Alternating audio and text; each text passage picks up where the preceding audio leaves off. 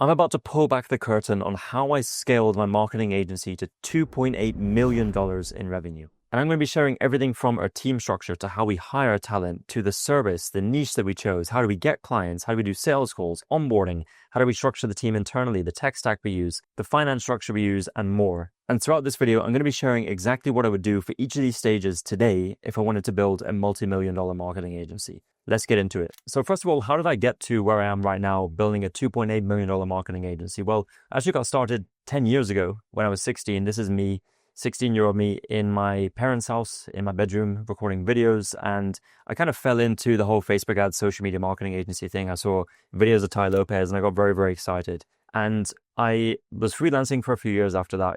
By the time I matured and, figured out how to actually deliver Facebook ads as a service, took a few years and was very, very fortunate to have people who believed in me in the early days. In 2020, I pivoted into a marketing agency and things didn't really start taking off until 2021. And you can see here, we had the growth spike and £67,000 in revenue for that year. Things continued growing, snowballing, and I'll show you some more proof in just a moment. So I run HaysMedia.co. That's the agency that I run today. And it's the same one that I started back in 2020. We work with e-commerce brands. You can come to our website. We're a real company.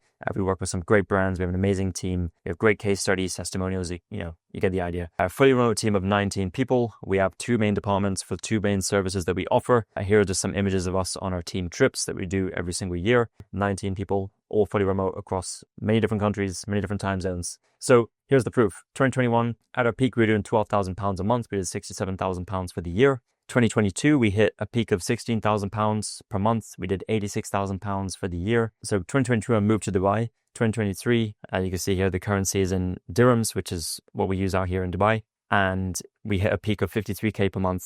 Took 3 years to get to 50K per month. I thought I'd be able to do it in the first year, but in some cases things take longer than expected. We did 1.43 million dirhams for the year, which is about $350,000, $360,000, $370,000. And we moved off of Stripe because out here in the UAE, we get charged 5% for Stripe fees. It's insane. So rather than just losing a bunch of money to Stripe fees, we do bank transfers with our clients. So here for the proof of 2024 onwards, I have our profit and loss statement that we track in spreadsheets. Here we did 2024, 81K per month peak, $724,000 for the year. And then in 2025, last year, we had a $94,000 per month peak and $1.024 million for the year. This year, we're on track to do 1.5, maybe even higher than that, with much better margins. And we get most of our clients through YouTube, right? So I actually have a different YouTube channel. You're watching me on this YouTube channel, which is mainly for marketing agency content. I create these videos to help other marketing agencies and really just share learnings, what I wish I had, in the early days starting out. And the more selfish reason for creating these videos is because I have a software that we use internally for my own marketing agency and we sell to other marketing agencies. So that's Yander.io. You can go ahead and check that out. Not trying to sell you that in this video, but that's just the reason why I create these videos. People come, they watch me, they like what they see. So people come to these videos, they learn a lot about running a marketing agency. They've seen what I've done with my marketing agency and they end up plugging Yander, our software, into their marketing agency. They see how much it impacts their team and their client retention and they stick with it, right? So you can go ahead and check that out if you'd like to. But I have a different YouTube channel, which I use to get clients for the marketing agency. We're closing in on 5K subscribers. You can see 290 videos. So posted a lot of videos. And that's just what we do to get most of our clients. So starting with the service and the niche, right? Now, what we're doing is we're focusing on 2 services maximum and 1 focus niche, right? In the early days, we tested around with a few different things. Even last year, we had more than 2 services and it's just highly complex at a company our size. 1 focus niche, we do e-commerce. Previously, we've tested around with digital products, info. We'd never really dabbled in local business, but even then, just going out of 1 niche creates a lot of complexity, right? So what I would do is I would focus on 2 services max and choose 1 focus niche. Tier 1, if I was to choose what service I was offering as a agency, let's just say you're figuring out how to grow, I would do a fast ROI based service. So run Meta ads, Google ads, ad creative, something where, within the first month of doing it, you can show clear ROI. It's easier to sell and you're much more likely to be able to structure performance based deals, which is something I'll get to in a moment. I would choose the e-com or the info product niche just because it's difficult, yes, which creates more opportunity for people who are actually good. And, the scalability of these companies is obviously a lot higher than if you're working with local businesses, right? Local business, usually you have to just scale by volume of clients. And unless you're working with, huge lead generation companies, for example. And I would structure a base retainer plus performance fee deal structure. This is what we do. A lot of the money that we earn is on our performance fees because we get the upside as we help our clients grow. And yeah, we also have some base retainers just to cover our costs. Tier 2, I would choose a lead generation offer, Meta Google Ads, and landing page call center offer to convert leads. So basically you're doing lead generation and you're converting leads into booked calls, or you're sending qualified leads to the business. And this could be local. So dental, chiro, insurance may or may not be local depending on, what kind of insurance companies you're working with. But brick and mortar businesses, I think is really what we're going for here. I just pick one, and I have friends who are crushing it in these niches. So there's not like one right niche. Like you can make 100K a month as an agency in ecom. You can do the same in info. You can do the same with dental, with chiro, with insurance. Like as long as the niche is big enough, you can make it work in pretty much any niche. And for this type of business, I would do a base retainer, a low base retainer, and I would make most of my money on pay per qualified lead. So it's, again, performance-based, right? And ultimately, that's how I see, that's how we're winning, is how my friends are winning in their agencies. I have a lot of agency owner friends who are doing very, very good with their agencies. And I just see this trend over and over again. So that's service and niche. Now, how to get clients. This is exactly what I would do, is I would build a personal brand. And this is what I've done, right? I showed you the YouTube example, but I would pick one platform, organic platform, YouTube, Instagram, LinkedIn, X, wherever your audience is. And I would stick with it for 12 months, post consistent high quality content. And it's going to be slow, but you're building an asset, right? It took me over a year to actually get consistent meetings and leads that are high quality coming through YouTube. So it does take time, but it's much more stable. Once you get to a certain point, it's much more stable than cold email, than paid ads, than referrals. And yeah, it's also an asset, right? You can use that for more things than just your agency services. Tier 2, my second option would be cold email, because it just works, right? Like it's tried and tested. It will always work. Volume is the game here, right? Like in the early days, we did cold email, and it actually was very effective because there wasn't as much competition as there was now. And what we did is we did low volume, very, very targeted. And that worked. We signed a few clients there that we're still working with today. But now the game is volume. You want to be sending at least 1,000 emails per day. It's hard to maintain, right? You need heavy infrastructure to maintain it. Maybe you get to a certain point where you can have someone else manage that for you, but it just works, right? And actually we're at a stage where we're bolting on cold email again, but we're doing it at volume, right? And we're working with partners to be able to hit thousands of emails a day volume. So this is exactly what I would do. And I'm doing this myself, right? So I'm speaking from real experience here. Then we have sales calls. So how do I actually structure the sales calls? I've tweaked this tons and tons of times over the years. It's funny, like I still remember being at home before, starting the marketing agency and trying to get better at sales. And I was doing like role play within sales with my mum. So, we have these flashcards and I'd be trying to memorize the sales script. And, that was taught to me by Jordan Belfort, reading like the Way of the Wolf with the straight line sales method, like learning from Grant Cardone, like all these guys. And eventually I found that, it's actually a lot simpler than what most people make sales out to be, right? Because essentially, it's like if you have a personal brand, it's a hack, right? Because people are coming to you already pre-sold. This is also why I put this as tier 1. Yes, it takes long, but your close rate on the leads that are coming through your personal brand is going to be so much higher than any other channel.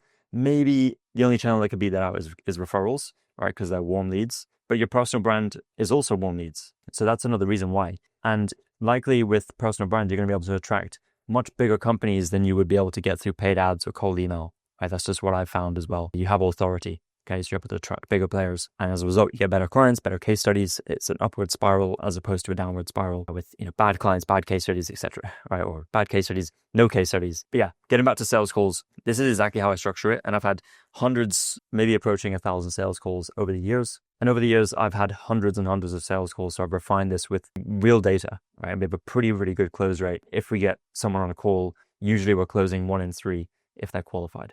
So discovery call. Ask questions to understand their business, current situation, and failed solutions. So what this is we're just coming from a point of view of, look, we have certain criteria of businesses that we work with and businesses that we don't work with, right? So if you don't fit the criteria, then we cannot work with you, right? That's a different frame than what most agencies come to the call with, which is like, how can I sign this client? But if you come with that frame, the likelihood is you're going to lose a deal. And you need to let the lead know at the beginning of the call, like, hey, quick background on this call, just so that we, make sure that there's a fit here. I want to just ask you a few questions about your business, get more context. And yeah, if it makes sense from there, I can give you some more information about what we do. But yeah, we'd just love to know more about you today.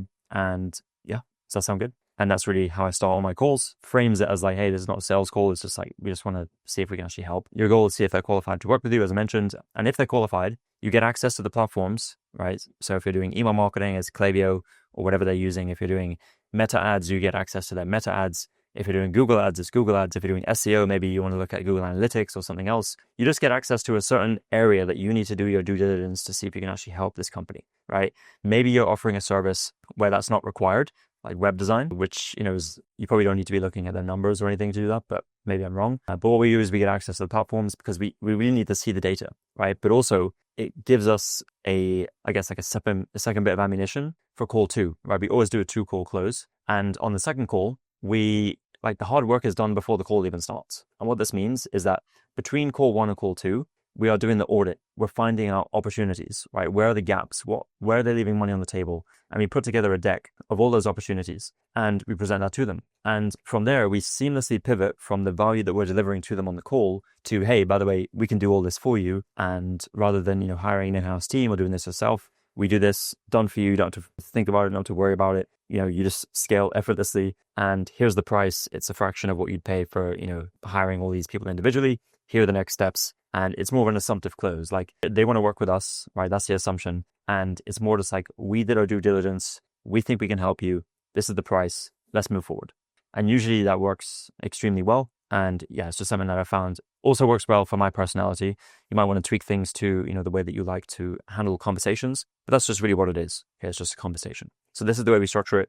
We set the call. Lately, we've been actually getting the access, doing the due diligence and setting the call. Best practice would actually be to set that follow-up call as a provisional on the first call, right? So book a meeting from a meeting. Don't leave the call without setting up a follow-up call. Don't leave the call without getting access to the platforms. Worst case, you send the platform access over via email and then they handle it for you, but you have that second call on the books already. If a client signs with us, this is their exact onboarding process. So I send everything I need access to in one sitting, just so that it's easier for the client, right? We don't want to make it complex for the client to have to sift through a bunch of stuff. Basically, in that one email, it's bullet points of like, hey, here's the onboarding form. Hey, I'm going to send over a Slack invite where we'll communicate moving forward. Hey, make sure you complete this checklist with the with the platform access that we need and anything else that we need, like anything that, and also just letting them know that, hey, I sent over the agreement that's going to come through in a different email, right? Everything is concise and in that one place. So they can complete the onboarding form, they can give us a platform access, they can get into Slack, they can sign the agreement, and then we can just move things over into Slack, which is the second point where we do that even before they've signed the agreement. We just get them in Slack, right? Because it's like, again, assumptive close. Like, we're going to be working together. Yeah, sign the agreement today, whatever. We'll get into Slack and start communicating, right? Start assuming that the agreement's already been squared away and that we're working together. And as soon as they join, this is an important one, send a message in the Slack channel to introduce your team, right? Big your team up, right? Like, hey, this is this person. They oversee client strategy. You're in good hands. They'll be handling this. They're going to be your main point of contact. Here's this person, etc., right? You introduce them to the team. You tag those people. The team responds, hey, client, great to meet you. Excited to work together. All this stuff. It reinforces that they made a good decision and it reduces buyer's remorse, right? The team leader takes over and they outline the clear next steps in Slack. Hey, we're going to be setting up a kickoff call. This is what it's going to look like. We're going to put an onboarding plan together, etc. Okay? If client gets confirmation that I'm in good hands, this person's taking control of the situation. Next is that my team, begins research and prepares for the kickoff call with the client. And then the research is presented to wow the client. It's always a good moment when a client sees that the research that we've done is very in-depth, very thoughtful, and it hits the nail on the head, right? The client's like, wow, great job, guys. And they feel really good about the next steps, right? It also loosens the reins a little bit. They begin to trust us more right from the outset, which makes our job easier. And ultimately, we can deliver better work to the client. It's a win-win. We set expectations and then the work resumes from there. And that's really it. We keep it very, very simple, very streamlined. You don't want to be in a situation where you're back and forth with a client, trying to get access to this and that. You forgot to ask access for this drive folder, and just keep everything in one place. Build an onboarding form that gives you access to everything you need in one sitting, right? That's the secret. That's how you get a smooth onboarding process and you reduce friction.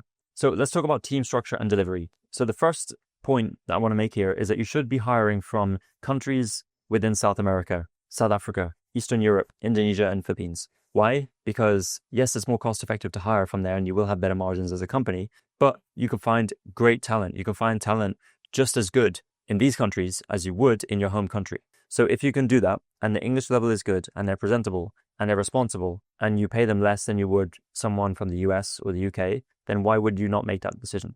Now, not everyone on my team is from these countries, but we do have a lot of people from South America. We have people from Eastern Europe. We have people from the Philippines, and we also have people from the UK, right? We have people in many different countries, and we kind of have it like 50-50, like half the people are from these countries, the other half are from countries like the UK. And yeah, it just works for us. But that's just a tip from my side and something that I've used over the years. And moving forward, hire more strategists and less doers. Why? Because doers are going to be replaced with AI. And things like Claude Code, Cursor, the way these things are advancing is what it's telling me is that everyone on the team should be more of a strategist and have more leverage on time, right? Everyone talks about, like, as a CEO, you need leverage on your time. Once you get leverage on your own time, you should be helping your team get leverage on their time. And that's what we're doing. We're rolling out a few different tools with AI to be able to help our team increase the output in the same amount of time. And what that's doing is we're not like firing half of our staff. We're just using the same number of people that we have to produce a lot more and grow a lot faster.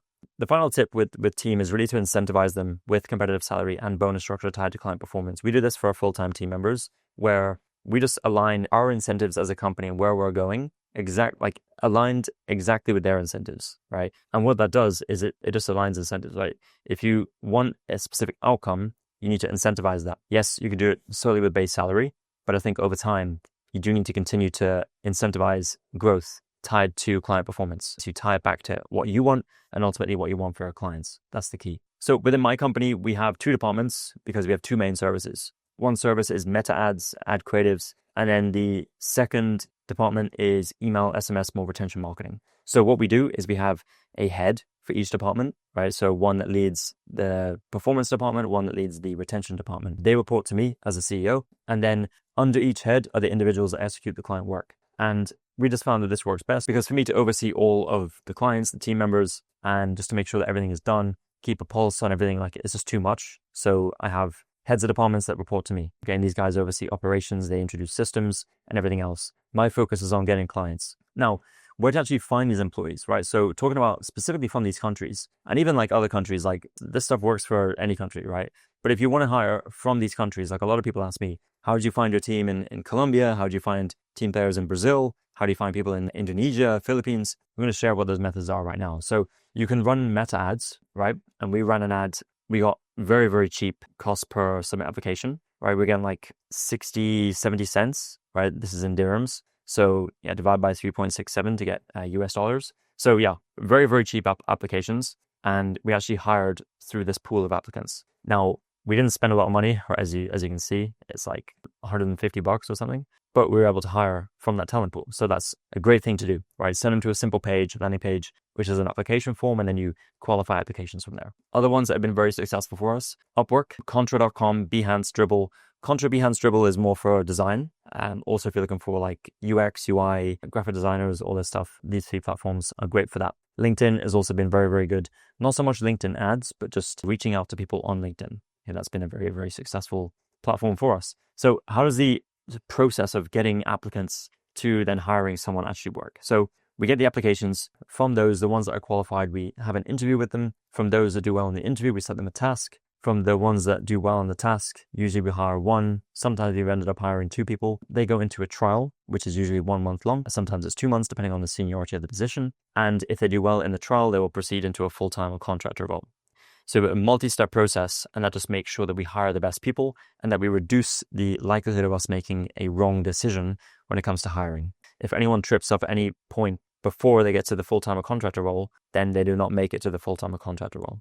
So I'd recommend having a system like this in place as well. All right, now let's talk about the Streamlined tech stack. And this is an important one because most people don't talk about this and their software bill becomes very, very bloated. We keep it very, very lean. As a company that's doing $1 million plus per year, we spend about $1,500, $1,600 per month on software, right? So that's about, let's call it $12,000 a year. It's 1% of our revenue. So yeah, we're doing pretty well on optimizing that bill. What we do is we use Notion, which is a tool for project management, for file storage, for documents, for building SOPs, just a lot of different things in one. We use Notion for that. Slack is obviously day-to-day communication on message. We use Yander, which is the software that I built out of my own need to be able to get a better pulse on my remote team. So the way Yander works is that it gives you a live dashboard of your team's workload, their engagement, their collaboration, the risk of them leaving your company, and it uses signals, existing signals and data and real-time data. And the way that it gets these scores and updates them every day is that it pulls data from the tools that your team already uses,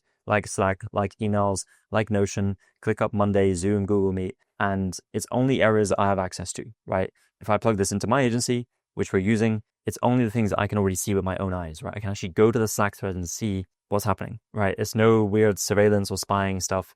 It can't do any of that stuff. And what this does is it's helpful for me to see, who on the team needs more support, who is close to leaving, right? Like that's a huge issue and a large cost for us if someone churns in the company. And it's also helpful for the team because they know that they are seen and supported depending on their workload and their collaboration, etc. So if you are running a marketing agency and you have a remote team and you want a stronger pulse and you want to build strong team retention, but also keep your clients for longer, because if you have a very, very key account manager, media buyer, and they leave, that affects your clients as well. So we built this for our own needs. We have other marketing agencies using it in our beta, and they're seeing great insights from it. So if you want to come try it out, just plug it into your agency and see what the surface is within your team. Go to yander.io. There's also a link down below in the description. Next, we use Figma. That's mainly for email marketing, our service there, where we use it to build emails, but then also allow clients and team members to deliver feedback on those emails. We use Google Drive, which is also like just file storage, videos, images, Zoom for meetings, Air.ink for file storage optimization for ad creatives. And yes, there's a few other tools here and there, very, very small ones, but this is main tech stack that allows us to run the business. Okay, so very, very streamlined and optimized. Going into finance, which is something that most agencies miss. And I know companies that are like quite larger than mine. They still wait until like 2 weeks after the month is finished to look at their P&L. I don't like that, right? What I want to do is I want to see the financials in real time. So I have a bookkeeper who works very closely with me, and she updates the financial tracker before the month is finished. So we have a spreadsheet where we update all the outgoings, all the incomings, and it just allows us to see like our profit and our profit margin. And I can also optimize it in real time. Honestly, with the software stuff, I've seen it so many times. Like you die by 1,000 cuts, right? It's not one huge expense that like wipes out your profit. It's like a bunch of these little expenses that you forgot to cancel this software, and like you're paying too much for that software. You no longer need, that sort of tier. You had like 5 licenses on Zoom. Now you only need 3. Like it's those kinds of things. So I'm just going to take you through our exact workflow here. So clients pay us via bank transfer, right? We reduced Stripe just because we don't want Stripe fees. Of course, if you're like US, I think it's much, much better. But here out in Dubai, clients paying us from the US, it costs us 5%, right? So if a client pays us 10K, 5% of that, all right, $500 goes to Stripe, all right? Whereas bank transfer, yes, there's a cost associated with that, but it's nowhere near as much as 5%. So that was a decision that we made to get more money. And clients are billed at the beginning of the month. It should be cash flow, better cash flow when we bill clients at the end of the month. Proactive reduction of unnecessary costs, which I mentioned. This is me looking at my bank statement, looking at the financial tracker and saying, we don't need this, we don't need that. Asking the team, hey, you're still using this? No, cancel that software, reduce, like these sorts of things need to be done. Right? Because otherwise you die by 1,000 cuts. And as I mentioned, we have a bookkeeper who updates the financial spreadsheet at the end of every month. And it also gives me a real-time view of the P&L. I want to see what's the incoming and the outgoing. What is the profit margin? I don't want to wait 2 weeks after the month is finished. It's already too late, right? You're wasting time. So get that real-time view. And as a small company, you can stay nimble and you can do that. So this is pretty much the structure of how I built my marketing agency, how we run it today, and also what I would do, right? A lot of the stuff that we've been doing for years is what we continue to do. So that's why I just laid out a lot of things that we do here, because I think for any marketing agency out there, it is also very beneficial to just do the same things because it works. It's simple, right? You'll notice that there's nothing overly complex because you don't need to complicate it, right? Anyone who's trying to complicate it or sell you something, like, guys, it's not complex. You need to offer a great service that people want to recommend. You need to be good at sales. You need to get leads, have a smooth onboarding process, have a good team to deliver that you can trust, streamlined tech stack, good financials. And that's pretty much it, guys. Like, it's not that difficult, right? Hopefully this is helpful to just give you like the real raw stuff of like, this is how we do it. If you want more videos like this, let me know down below. And if you are running a marketing agency, check out yander.io. First link in the description. Go ahead, have a look, see if it will help your agency, and I'll see you in the next video.